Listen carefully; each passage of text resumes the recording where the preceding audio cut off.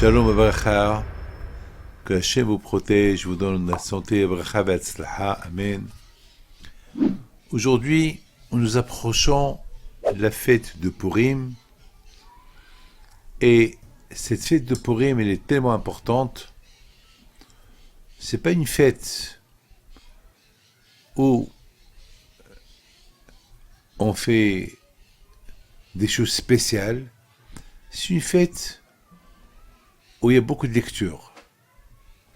On lit la lecture de la Megillah, l'histoire. On raconte l'histoire. Comme à Pessah, on lit la Haggadah, on lit l'histoire de Pessah. À Purim, on lit l'histoire de Purim. C'est quoi? Qu'est-ce qui s'est passé exactement? Quel événement? On sait très bien que Haman, qu'il était l'adjoint du roi Ahashverosh, et qu'il a décidé de tuer tous les juifs. Tous les juifs.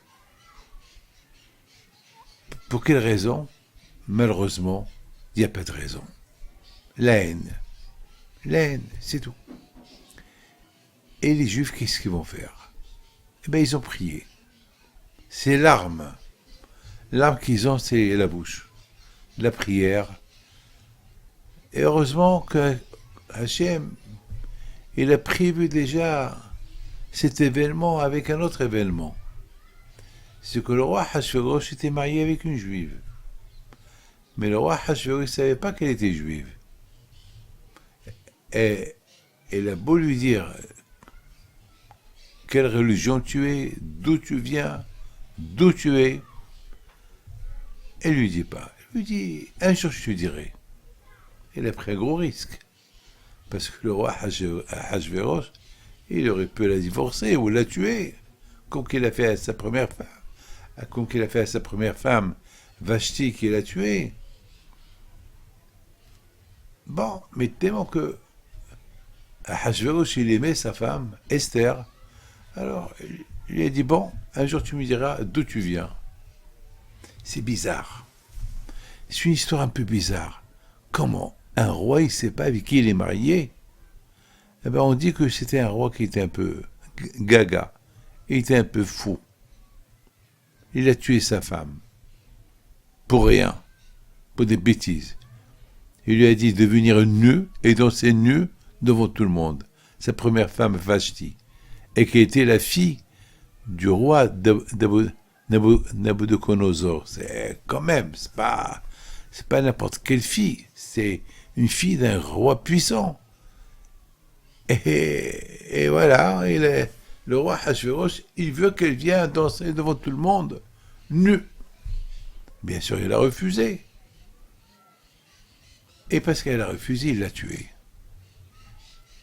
Et en plus, il a...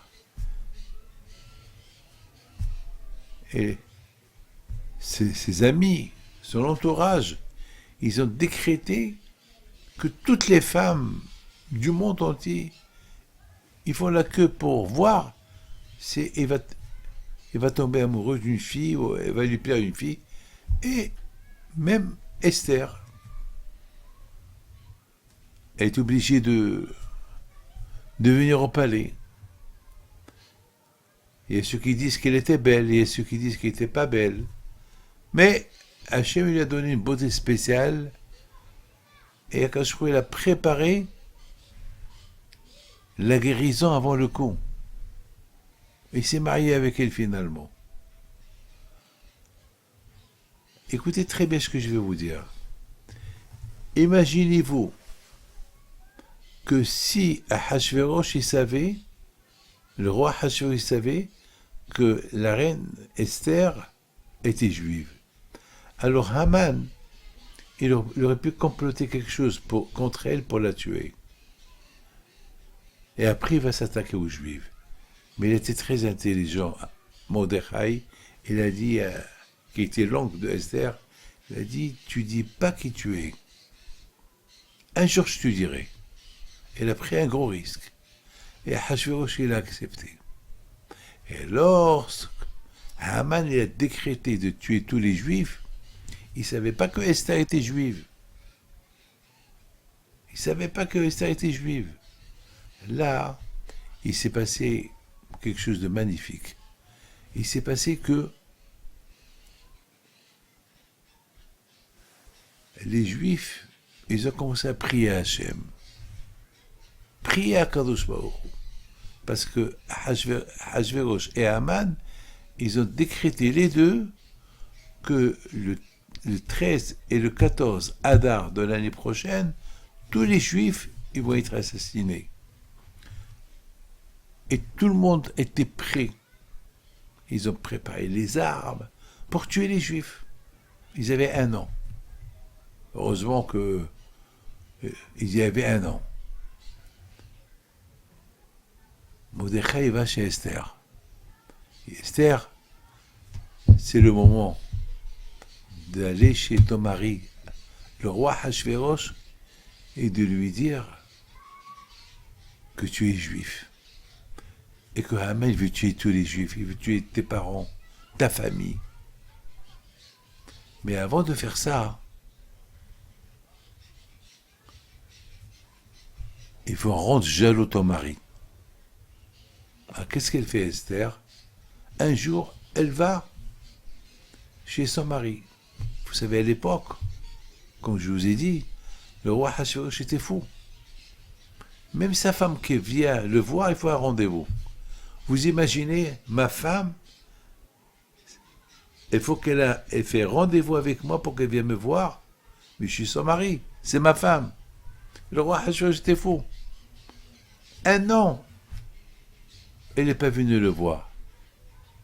Elle savait que pour qu'elle vienne le voir, il faut un rendez-vous. Et si elle vient sans rendez-vous, il va la tuer. C'était faux, comme je viens de vous dire. On avait affaire à un faux. Et voilà, elle vient sans rendez-vous. Elle a jeûné. 3 jours, elle n'a pas mangé. Elle a prié à Hachem. Hachem, aide-moi pour que j'annule cette Gézera de chez que Haman il a fait contre les Juifs. Et voilà, mes amis, elle arrive sans rendez-vous. Le roi Hachvérosh s'est énervé. Il s'est énervé que sa femme, elle ose venir comme ça, sans rendez-vous. Et la reine Esther, elle dit, Hachem, ne m'abandonne pas. Eli lama azaftani. Tout de suite, il y a eu un miracle. Hachvérosh se lève. Ne la touchez pas, ne la tuez pas. Pardon. Tu es la meilleure, qu'est-ce que tu veux? Pourquoi tu es venu? Ce que tu veux, je te le donne. Même la moitié de mon royaume. Il a dit, je veux une seule chose. Je veux t'inviter, toi et Haman, à la fête que je vais vous faire. Une fête michetée. Ah bon? Pourquoi Haman? Eh bien parce que c'est ton adjoint. Tu es le roi et tu l'as nommé qu'il est ton adjoint. Si quelque chose t'arrive, c'est lui qui prend ta place. D'accord. Tout de suite, ils ont envoyé. À l'époque, il n'y avait pas de téléphone, il n'y avait pas de texto, il n'y avait pas rien du tout. Donc, ils ont envoyé des messagers pour Haman. Il est invité au palais royal avec le roi Hachvérosh. Et Haman était heureux, content. Ouais, elle a invité que moi, la reine Esther. Et voilà, pendant le repas, la fête, Esther, il lui faisait des yeux. Et le regardait tout le temps. Ça a rendu jaloux à Hachvérosh. Qu'est-ce qu'ils sont en train de comploter contre moi? Waouh! Et Hachvérosh, il dit à sa femme, dis-moi, chère femme, hier je t'ai dit tout ce que je te veux, je te donne. Même la moitié de mon royaume, ou plus je te la donne. Non, je veux rien du tout. Tout ce que je veux encore demain soir, je t'invite, toi et Haman. Et demain soir, je te dirai ce que je veux. Encore une fois, Haman, tu l'invites? Oui, je l'invite. Toi et Haman. Pas Haman tout seul, toi et Haman. Tov. Toute la nuit, le roi Hachvérosh, il n'arrivait pas à dormir. Il n'est pas rentré chez lui à la maison. Il est parti ailleurs. Mais il a commencé à faire des recherches, un bilan de conscience. Qu'est-ce qui se passe? Pourquoi Esther, elle a invité 2 fois Haman? Qu'est-ce qu'ils sont en train de comploter contre moi? En plus, elle lui faisait des yeux, elle le regardait. Il est devenu jaloux. Elle a rendu jaloux. Bon, on va voir demain soir ce qui se passe. Et ce soir là-bas, Haman était tout heureux, tout content. Le kavod qu'il lui a fait la reine Esther, elle l'a invité ce soir, et encore demain soir, il l'a invité. Mais il s'est passé quelque chose. Il voit Mordechai à Yehudi. Pourquoi il s'appelle Mordechai à Yehudi?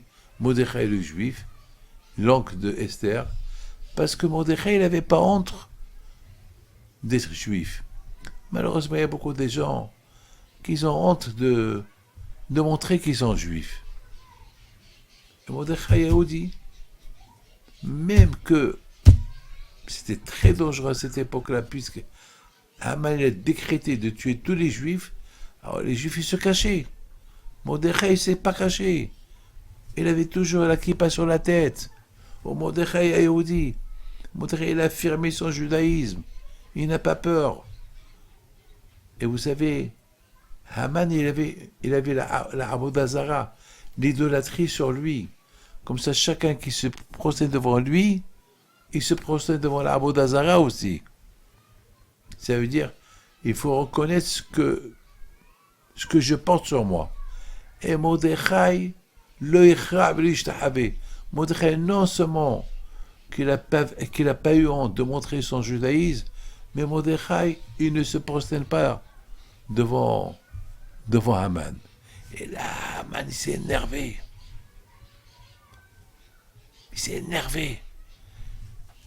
Cette rencontre avec Mordechai, il lui a gâché la soirée.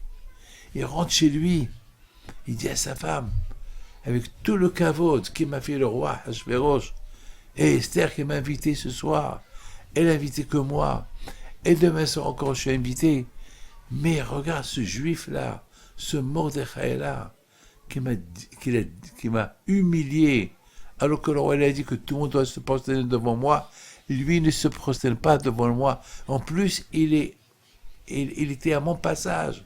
Là où je vais, je le trouve. Il est toujours à côté du palais royal. Mais qu'est-ce qu'il fait à côté du palais royal? Qu'est-ce qu'il a à faire à côté du palais royal?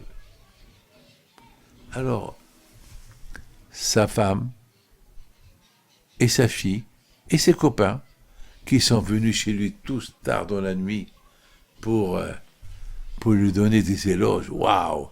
L'amour que le roi lui porte et l'amour que la reine lui porte. Il lui a dit, tu sais quoi? Il ne faut pas avoir de la peine. Le roi t'aime tellement, et en plus demain, il va t'inviter. Demain matin, va chez le roi et dis-lui de pendre Mordechai. Il va accepter. C'est rien. De toute façon, dans quelques temps, tous les juifs ils vont être tués, et Mordechai aussi. Alors, Mordechai le tuer maintenant. Parce que Mordechai, c'est un obstacle. Parce qu'il commence cette révolution. S'il fait ça devant tout le monde, s'il se met comme un mur devant toi, devant tout le monde, ça va faire une révolution. Les juifs aussi vont faire pareil. Il va affaiblir, il va éteindre la crainte que les juifs ils ont en toi. Haman était heureux. Ah ben je vais le faire. Alors il a préparé l'arbre où il va pendre Mordechai. Et il attendait le matin avec impatience. Et ce soir là-bas, Akadosh Baruch Hu, il voit les Juifs qui font teshuva. Lorsque mes amis, on a des ennemis qui veulent nous exterminer, il faut qu'on réfléchisse. Pourquoi? quelle est la raison? Eh bien, il faut faire teshuva. Il faut retourner vers Hachem. Ce matin, j'ai discuté avec un monsieur que sa femme, elle veut le divorcer. Alors, mais je lui dis, pourquoi elle veut te divorcer? Il m'a dit, j'ai fait des bêtises. Je lui dis, alors, tu as fait des bêtises. Tu lui as demandé pardon. Il m'a dit, elle ne veut pas me pardonner. Je lui dis, alors achète-toi. Grâce à Dieu, tu es riche. Tu peux te permettre, achète-toi. Montre-lui que tu l'aimes. Achète-lui des bijoux. Je sais pas, fais quelque chose. Tu as été dur avec elle. Ah, maintenant, elle voit que le côté négatif de toi. Maintenant, montre le côté positif. Et bon, Hachem, c'est ce qu'il a fait. De chez moi, il est parti à la maison. Il a pleuré, il a demandé pardon. Il a dit, viens, on va prendre des vacances. Et je te donne ce que tu veux. Et bon, Hachem, d'après ce que j'ai entendu, ils sont en bonne voie grâce à Dieu. Eh ben, là aussi, lorsque les Juifs ils se détachent du bon Dieu, ben le bon Dieu, il s'énerve. Il veut se séparer d'eux. Vous savez pourquoi? La reine Esther s'appelle Esther. Esther du verbe hastara, caché. Ça veut dire que Akash Baruch Hu, à cette époque, il s'est caché des Juifs. Parce que les Juifs, ils l'ont abandonné. Alors Akash leur a dit, vous m'avez abandonné, moi aussi je vous abandonne. Et lorsqu'il les a abandonnés, Haman il est venu. Alors qu'est-ce qu'ils font les Juifs? Ils se sont rendus compte. Ils ont lâché le bon Dieu les a lâchés. Alors qu'est-ce qu'il faut faire maintenant? Ben, mais il faut retourner vers lui. Et lorsqu'on retourne vers lui, Allah Hachem aussi retourne vers nous. Et c'est ce qu'ils ont fait. Et bon Hachem, ce soir là-bas, Hachem il dit, bon maintenant, puisque les Juifs ils sont revenus vers moi, et Mordechai, il n'a pas honte d'affirmer son judaïsme. Et grâce à lui, maintenant les Juifs, ils commencent aussi à mettre la kippa sur la tête, aussi confirment leur judaïsme, alors je vais arranger les choses. Comment on va arranger les choses? Maintenant, Haman se prépare pour aller demander à Hachvérosh de lui donner Mordechai, le pendre. Mais ce soir là-bas, Hachvérosh n'arrivait pas à dormir. C'était dur pour lui de dormir. Alors, qu'est-ce qu'il fait? Il dit à ses serviteurs, apportez-moi les livres de mon histoire, les choses que j'ai fait depuis que je suis roi. Alors ils ont commencé à lire. Ouais, tu as fait ça, tu as fait ça, tu as fait une grande fête, après tu as tué ta femme, après tu t'es marié avec une autre femme qui s'appelle Esther, et voilà, etc., etc. Et après, à un moment donné, c'est écrit là-bas qu'une fois, il y avait 2 personnes qui ont voulu tuer le roi Hachvérosh, et Mordechai il a dit à Esther, Esther, dis à ton mari que le petit déjeuner du matin, il ne faut pas qu'il le mange parce qu'il est empoisonné. Alors, Esther, elle va au palais, elle fait rendez-vous avec le roi, elle va au palais, il lui dit, mon mari, demain matin, ils vont t'apporter un petit déjeuner, ces 2 personnes-là, telle et telle, ne mangent pas, parce qu'il est empoisonné, ils veulent te tuer. Ah bon? Et qui te l'a dit? Eh ben, qui me l'a dit? Eh ben, le rabbin des Juifs.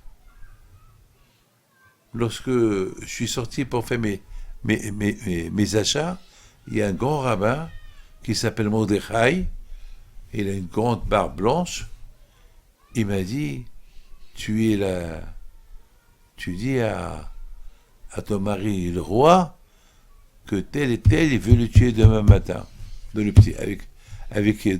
pendant qu'il prend le petit déjeuner. Le repas, il est empoisonné. Le roi Hachvérosh, il dit, ah bon? C'est Mordechai qui te l'a dit? Oui, c'est Mordechai qui me l'a dit. Donc, le matin, lorsqu'ils apportent le petit déjeuner, le roi Hachvérosh leur dit, qui a préparé ce repas? Nous, Majesté, on l'a préparé nous-mêmes. Personne d'autre, personne. C'est nous. Très bien. Amenez-moi 2 chiens. Ils ont commencé à trembler. Amenez-moi 2 chiens. Ils ont amené 2 chiens. Et le roi Hachvérosh, il donne aux 2 chiens à goûter le manger. Et hop, les 2 chiens tout de suite sont morts. Il leur a dit, vous avez voulu me tuer? Alors, le même jour, ils ont avoué ce qu'ils ont voulu faire et ils ont été pendus. Mes amis, cette histoire aussi, elle a été racontée ce soir là-bas. Et le roi Hachvérosh dit quoi? Mordechai le juif, le chef des juifs, ce Mordechai, je l'ai vu, je me rappelle de lui. C'est un grand type, c'est un grand monsieur. Waouh, il m'a sauvé la vie. Est-ce qu'on lui a donné une récompense? Non, on ne lui a pas donné de récompense. Il faut qu'on lui donne une récompense. Comme il m'a sauvé la vie, et je ne lui ai pas donné de récompense. Maintenant la question se pose, Bémet, pourquoi il ne lui a pas donné de récompense? Ben c'est Hachem qui a voulu que ce que Mordechai a fait pour Hachvérosh, qui lui a sauvé la vie, qu'elle passe à l'oubli. Pourquoi? Parce qu'Hachem il a voulu que cette histoire-là, que Mordechai a sauvé la vie de Hachvérosh, elle soit rappelée au moment voulu. Voilà, là, là. Qu'est-ce qui s'est passé? Et voilà, le matin, Haman il arrive. Bam, bam, bam. Et Hachvérosh il dit, qui est dans la cour? Qui vient?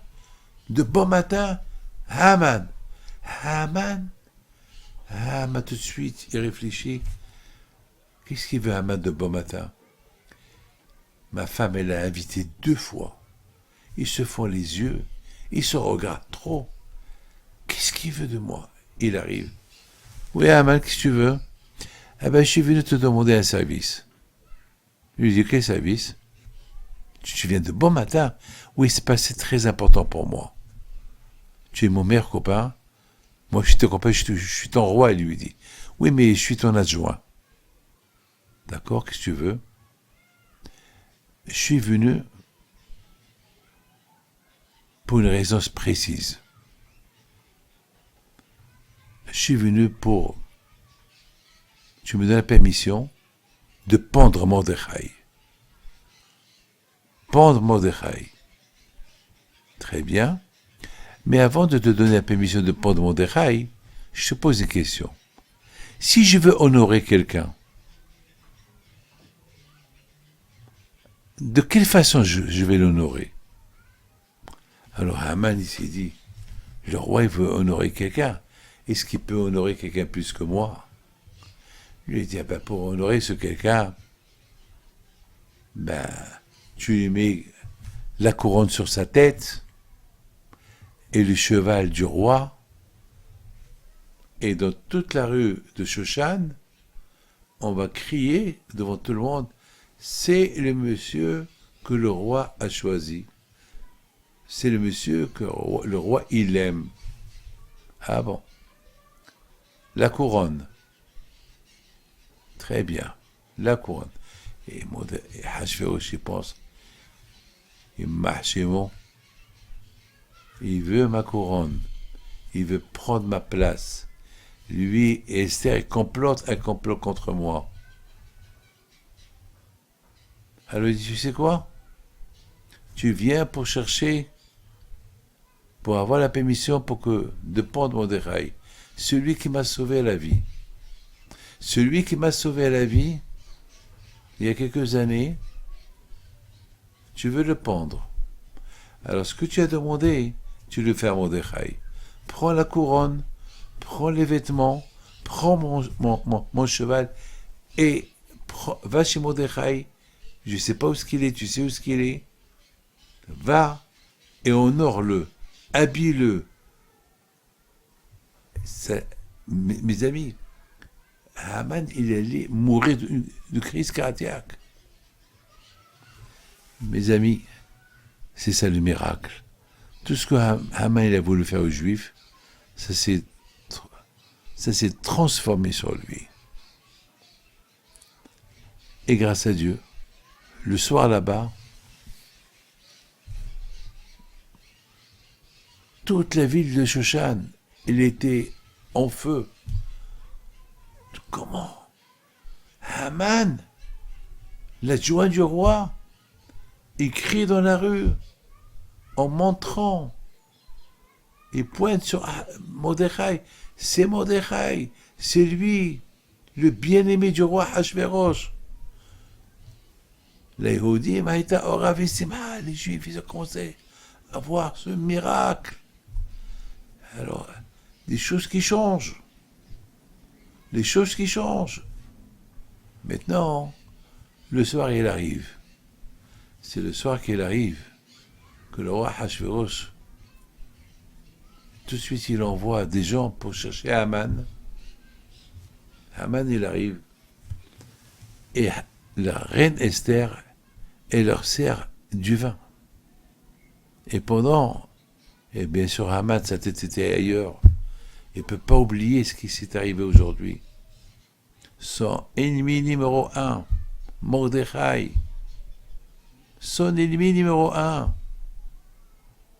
Celui qui a commencé la révolution contre lui. Il n'a pas peur d'affirmer son judaïsme.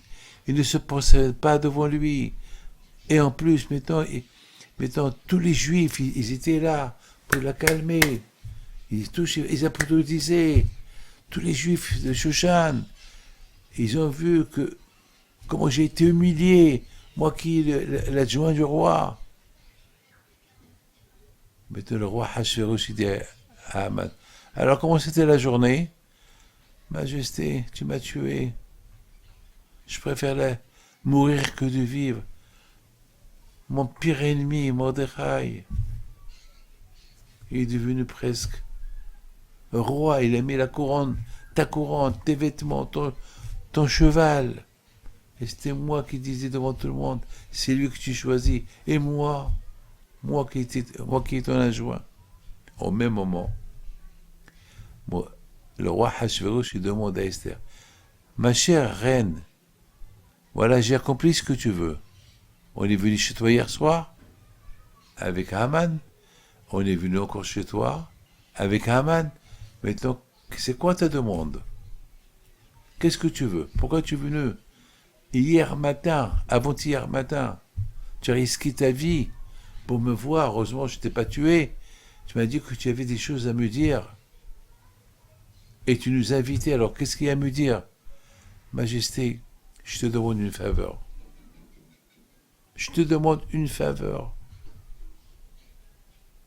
Il y a un qui veut me tuer. Il y a un qui veut tuer toute ma famille. Il y a un qui veut tuer tout mon peuple. On n'y a rien fait. Et toi, tu as accepté. Mais qui? Dis-moi qui? Il a dit qui? Déjà, il faut savoir. Je suis juif. Haman était choqué. Hachvérosh était choqué. La reine Esther, elle dit, ce monsieur-là, Haman, ce rachat, il t'a eu. Il t'a tué, il t'a demandé de tuer tous les juifs. En tuant tous les juifs, on est tous perdus. Ça veut dire que moi aussi tu me tues. Moi ta reine. Moi ta femme. Là, le roi Hachvérosh s'est énervé. Je ne savais pas que tu étais juif. Et en plus, c'est mon oncle, Mordechai. C'est lui qui a sauvé ta vie. C'est ton oncle? Le juif, Mordechai, le tzaddik? Oui, c'est mon oncle. C'est lui. Et en plus, ce matin, il est venu à Haman pour te demander de le tuer. Ça veut dire, il cherche à prendre ta place. Là, j'étais heureux. Ah, Baruch Hashem. Moi qui croyais que Esther complotait contre moi, non. Et ça, c'est une sadéquette. Les amis, regardez comment les choses, ils ont été dans le sens des Juifs. Ce que Haman voulait faire aux Juifs, lui est arrivé à lui. Et puis, bien sûr, à Botaï, Akadosh Baruch Hu, il a fait que Haman, il a été pendu, Mordechai, il a pris sa place, et tout, et puis, il s'est passé quelque chose.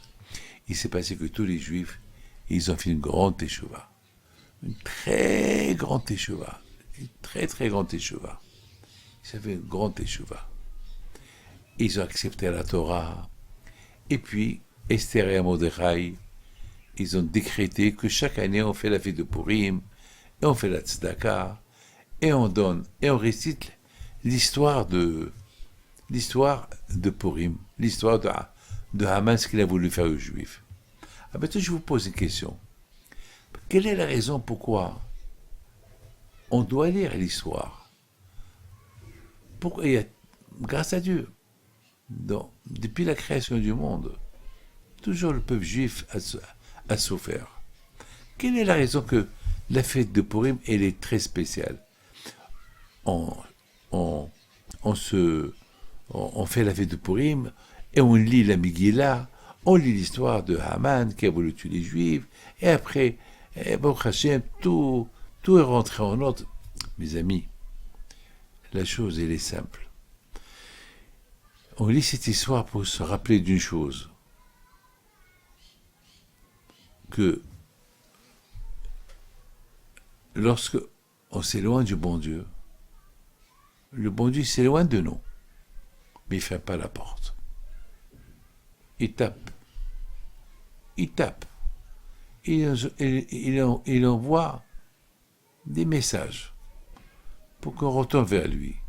Et si les messages ne sont pas écoutés, alors il envoie d'autres messages pour qu'on comprenne qu'on doit retourner vers lui.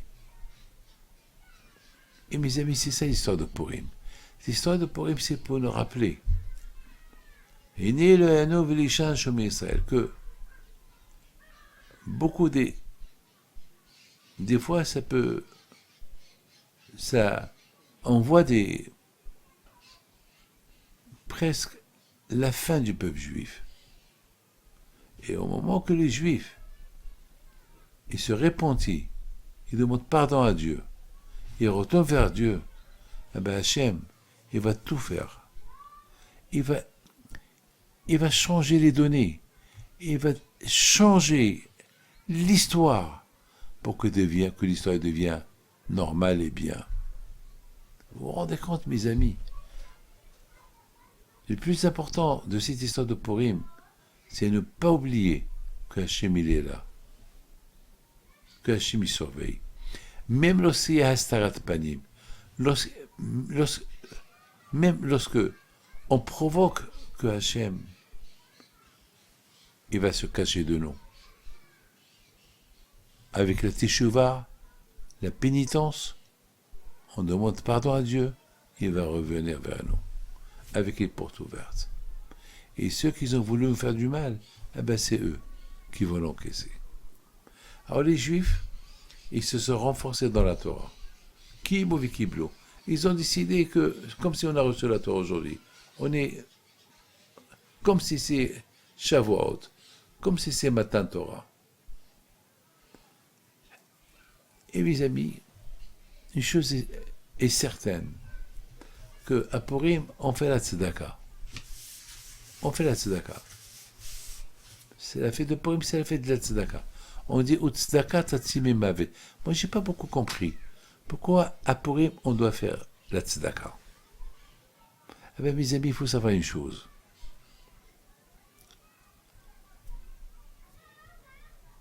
Haman, il est parti chez le roi Hachvérosh.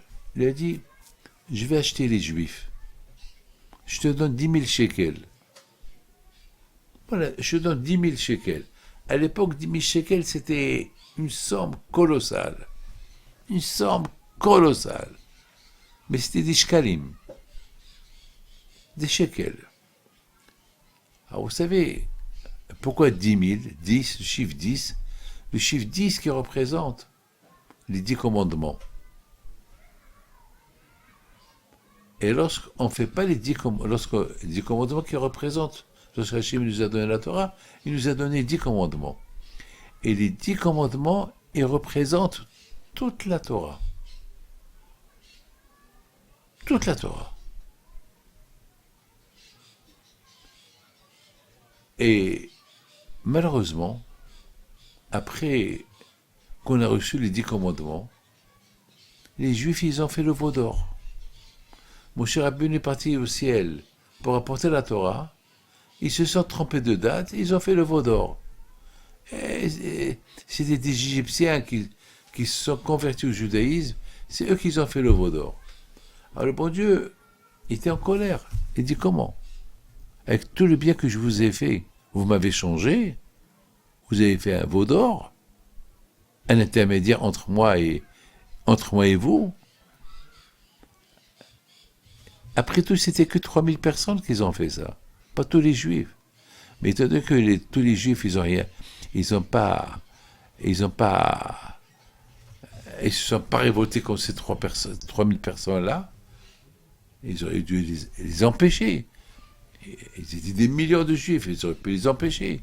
Le fait qu'ils ne les ont pas empêchés, alors le bon Dieu, il leur a dit, ah ben c'est de votre faute. Vous savez, un rabbin qui voit quelqu'un qui fait une faute, il faut qu'il lui dise, c'est péché ce que tu fais. Et s'il lui dit pas, c'est péché ce que tu fais, eh ben c'est le rabbin qui prend la faute. Le plus important, c'est que le rabbin, il doit dire, comme ce matin. Ce matin, il y avait quelqu'un qui était en train de parler pendant Kaddish. Je lui dis, c'est péché de parler pendant la prière. Il ne faut pas que je laisse quelqu'un fauter. Si je lui dis pas, c'est moi qui prends la faute. Mes amis, combien c'est important.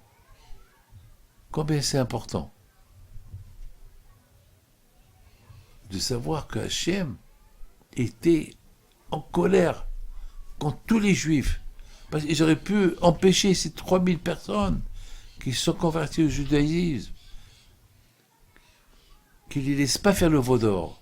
Et les Juifs, ils ont dit, ah, c'est des faux, c'est des Égyptiens, c'est des convertis. Non. Comment faire ça à côté du mont Sinaï? Alors quand je m'aurais dit, moi, Moshe Rabbeinu, regarde qu'est-ce que les Juifs ils ont fait. C'est pas les Juifs, c'est les Égyptiens convertis au judaïsme qui ont fait le veau d'or. Mais Hachem, il a mélangé tout le monde. Tout le monde est dans le bain. Parce qu'il fallait qu'il fasse quelque chose. Mes amis, alors quand je vais au Chou, il a vu les bénis Israël qu'ils ont fait une grande teshuva. Ils ont fait la teshuva. Et parce qu'ils ont fait la teshuva, alors quand je leur ai pardonné, il leur a dit, bon, à partir de maintenant, je vais habiter avec vous. Je veux que vous allez me construire un mishkan, une maison. Le tabernacle. Et vous savez, et Hachem il a dit, les frais généraux du tabernacle, chacun il apporte mahatzit shekel. Chacun il apporte la moitié du shekel. Vous apportez la moitié du shekel, et l'autre il apporte la moitié du shekel, ça va devenir Beshekel à Kodesh. Ça va devenir un shekel. Moitié, on le met ensemble et devient un shekel. Ça veut dire, Hachem, vu qu'il y a l'union, il ne faut pas qu'il y ait la désunion. Lorsqu'il y a la désunion, alors que Dieu préserve, on s'éloigne du bon Dieu. Parce que tous, on doit faire la prière. Tous, on doit être unis.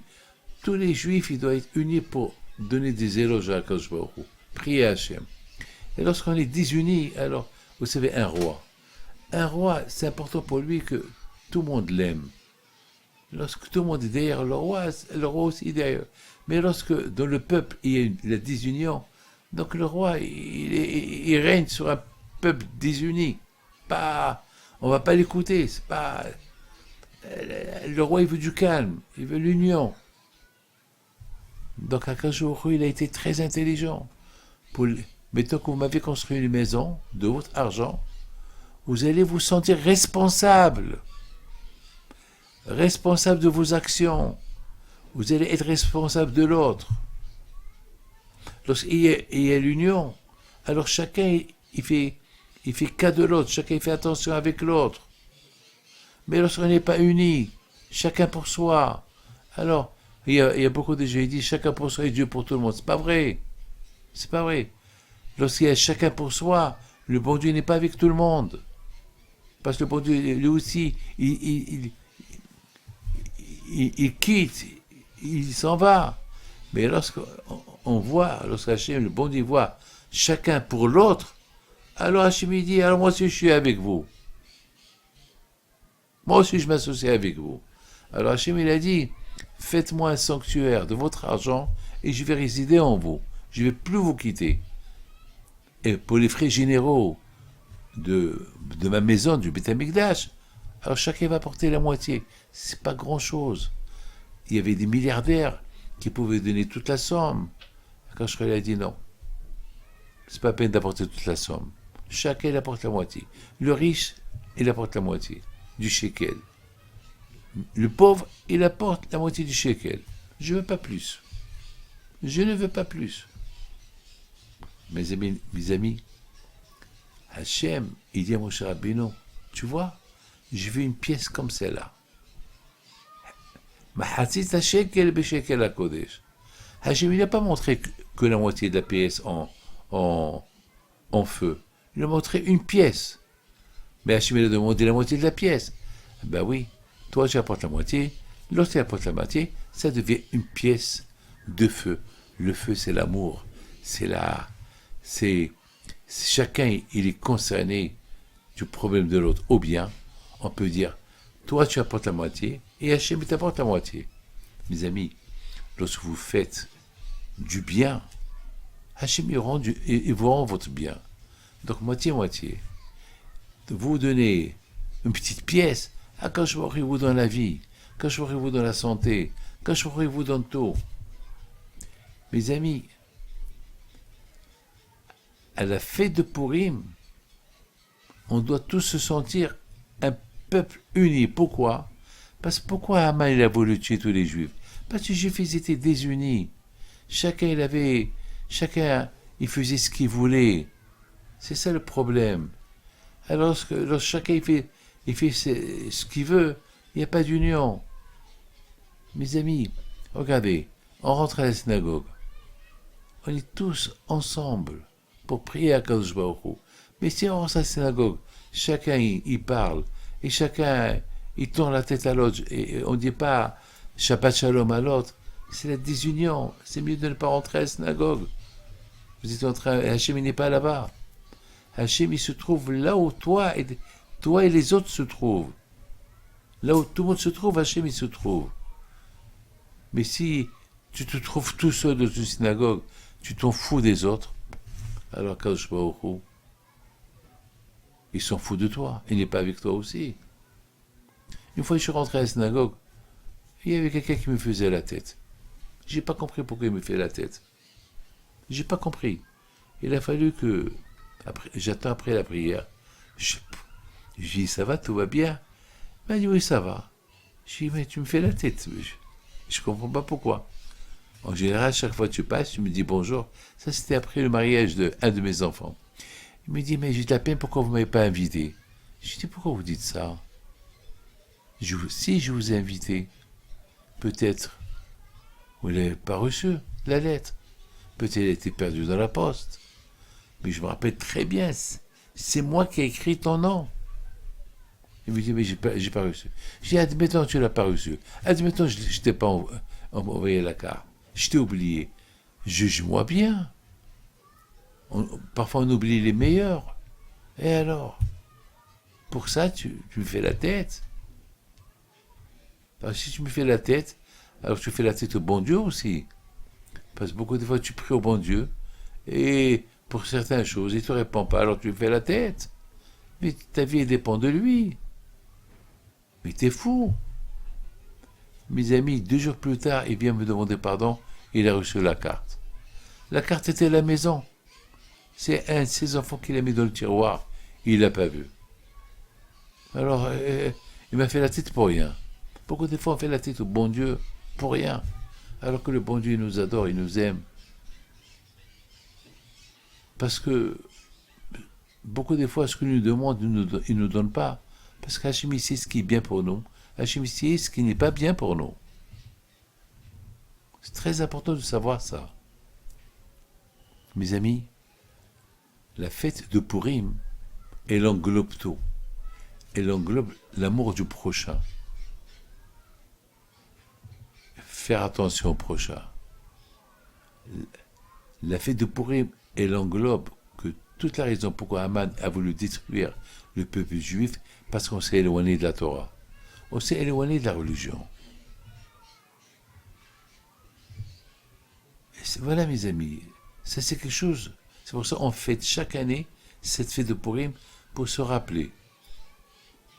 Être toujours unis, se rappeler. Toujours vivre dans la Torah, se rappeler. Être en famille, c'est pour ça qu'on donne des cadeaux même aux amis. Pourquoi? Parce que les amis, parfois on est amis, parfois on n'est pas amis. Non, il faut rester toujours des amis. Matenot ish l'ere'eo. Il faut toujours être bien avec lui. Ou l'ere'eo, même s'il est mauvais avec toi. L'ere'eo, c'est du verbe mauvais. Même si quelqu'un est mauvais avec toi, envoie-lui un petit cadeau et fais la paix avec lui. Passez la fête de Purim, c'est la fête de l'union. C'est le Mishté. Mishté, ça veut dire la fête. C'est un jour de fête. On ne peut pas faire un jour de fête que pour les copains. Un jour de fête, c'est pour tout le monde. Se rappeler le miracle que Hachem a fait avec nous. Et surtout, sentir la responsabilité. Regardez mes amis, Mordechai sentait la responsabilité. Comment sauver le peuple juif? L'une des responsabilités qu'il a senti, vous ne montrez pas, vous avez honte de votre judaïsme. Et regardez-moi, j'ai pas honte, voilà, j'ai mon chapeau, j'ai ma barbe, j'ai pas honte de montrer que je suis juif. Et alors? J'ai pas honte de vous dire, deux fois ça m'est arrivé, une histoire que je vais vous raconter. Une fois j'étais à l'aéroport de Casablanca, au Maroc, et au salon, il y avait un endroit où les musulmans ils font la prière. Moi je savais pas. Je suis rentré là-bas et j'ai marché sur un tapis. Il fallait voir les Marocains comment ils se sont énervés sur moi. Tu marches sur un tapis où on fait la prière. Je leur ai dit pardon, je ne savais pas. Et vraiment, j'ai pleuré. Je lui ai dit, je respecte beaucoup l'islam. Et surtout, je suis né au Maroc. Et je suis rabbin. Et je ne peux pas. Vraiment, je m'excuse. Ils ont vraiment vu que je me suis excusé. Et ils ont dit, bon, il faut faire attention la prochaine fois où tu marches. Je dis oui, vraiment, merci beaucoup de cet enseignement. Voilà. Alors je me suis dit, David, tu vois comment ces musulmans, ils respectent leur lieu saint. Tu vois? Et comme dire, c'est pour le bon Dieu. Parce qu'ils prient sur ce tapis au bon Dieu. Combien il faut respecter. Alors que toi, David, dans la synagogue, tu parles pendant la prière. Ça m'a donné une leçon. Une fois, mes amis, j'étais dans un bus en Angleterre. J'étais jeune. J'allais à la yeshiva. Non, pardon, j'allais de la yeshiva à Londres pour passer la fête de Pessah. Et soudainement, le chauffeur du bus, il descend et s'arrête en pleine route. Il descend, il prend un tapis, il le met par terre et il prie. Et tout le monde qui le regarde, personne n'a rien dit. Après, il est remonté dans le bus, il dit, je m'excuse, c'était l'heure de la prière, je devais prier. Là aussi, J'étais jeune à cette époque. Je lui dis, David, tu vois, combien il faut apprendre à respecter Akadosh Baruch Hu. Toi, Hachem t'a donné la Torah. Combien tu as l'obligation de respecter la Torah. Mes amis, dans la vie, on apprend. Dans la vie, on apprend. Et c'est ça la fête de Purim. La fête de Purim, c'est la fête. Sentir la responsabilité de l'autre. Regardez Esther. Elle se sentait responsable. Elle va pas, elle agit pas de la façon comme elle est, rendre le roi Hachvérosh jaloux, inviter Haman. Eh ben, tous les Juifs, ils ont été tués. Et c'est sentir responsable qu'il faut que je fasse quelque chose. Si je fais rien, c'est fini. Je vais perdre la raison pourquoi je suis reine. Je vais perdre mon titre. Si Hachem m'a emmené jusqu'ici, c'est que Hachem veut que je fasse quelque chose de bien. Si Hachem m'a montré des choses avec mes yeux, j'ai vu un monsieur qui met le tapis, il prie, qui n'est pas juif, il est musulman. Et si j'ai vu ça, c'est il faut que j'apprends. J'apprends combien je dois faire attention à ma religion.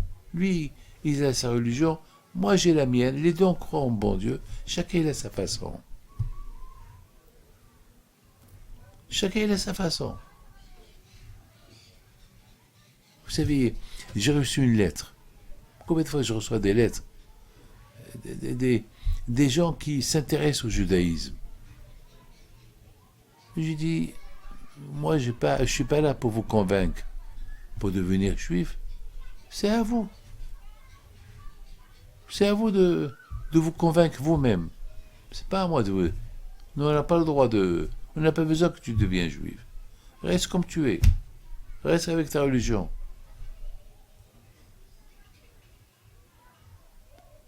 Mes amis, il veut se sentir responsable. Celui qui veut se convertir. D'ailleurs, on a vu dans la Megillah, il y a eu beaucoup des non-juifs qui se sont convertis au judaïsme lorsqu'ils ont vu ce miracle de Esther. Ils se sont convertis au judaïsme. C'est de la folie. Mais personne ne les a forcés. Eux-mêmes, ils ont vu. Esther Amalka, elle a vu. J'étais une simple juive qui habite dans le ghetto. Je suis devenu la reine. C'est que le bon Dieu veut que je fasse quelque chose. Mordechai, qui est très connu chez les Juifs, s'il montre, au moment que tout le monde est concerné à être tué et tout le monde devait mourir, donc il fallait qu'il montre. Il ne faut pas avoir peur de mourir pour le judaïsme. Ne cachez pas ton judaïsme. Montre à tout le monde que j'ai pas peur de mourir pour le bon Dieu. Et Mordechai, le juif, il ne se prosterne pas devant l'idolâtrie. Il a affirmé son judaïsme. Et en faisant ça, il était exemplaire pour Am Israël. Et le bon Dieu les a aidés. Et là, ils ont compris la responsabilité que chacun il a. Moi, je suis responsable que non seulement pour les autres, pour moi-même, pas uniquement pour moi-même, pour les autres, et c'est comme ça. C'est ça la fête de Purim. C'est pour ça qu'on donne des cadeaux aux copains. On reste copains tout le temps. Même si demain tu m'oublies, tu ne m'as pas invité au mariage, eh bien, je t'envoie un cadeau. Je suis toujours ton copain. Je viendrai à tes fêtes. Même que toi tu n'es pas venu à mes fêtes parce que je ne t'ai pas invité. C'est pas grave. C'est pas grave. Surtout, il ne faut pas oublier les pauvres. Eux aussi, ils ont droit à vivre comme toi tu vis. Eux aussi. C'est ça Purim. Purim, c'est l'union. Se sentir responsable du prochain. Mes amis, c'est la raison pourquoi Akadosh Baruch Hu, après qu'on a fait la faute du veau d'or, il nous a demandé de construire une maison et les frais généraux de cette maison, qui s'appelle le Beit HaMikdash, avec Mahazit HaShekel. Chacun apporte la moitié. Comme ça, il y a l'union. chacun il apporte la moitié, moitié, ça forme un shekel. Et vous savez ce qu'est le mot shekel? Shekel, si vous calculez shekel, c'est le chiffre 430, qui veut dire les 430 ans que la Torah dit que les Juifs ils étaient esclaves en Égypte. Ça veut dire, Akash Baruch Hu, il nous dit, Baruch Hashem, maintenant vous êtes un peuple libre, mais n'oubliez pas, vous étiez esclaves en Égypte pendant 430 ans, et je vous ai libéré de l'Égypte, et je ne vais pas vous abandonner. Alors maintenant je vais être avec vous. Pour que je sois avec vous, il faut construire une maison. Et à vous de veiller à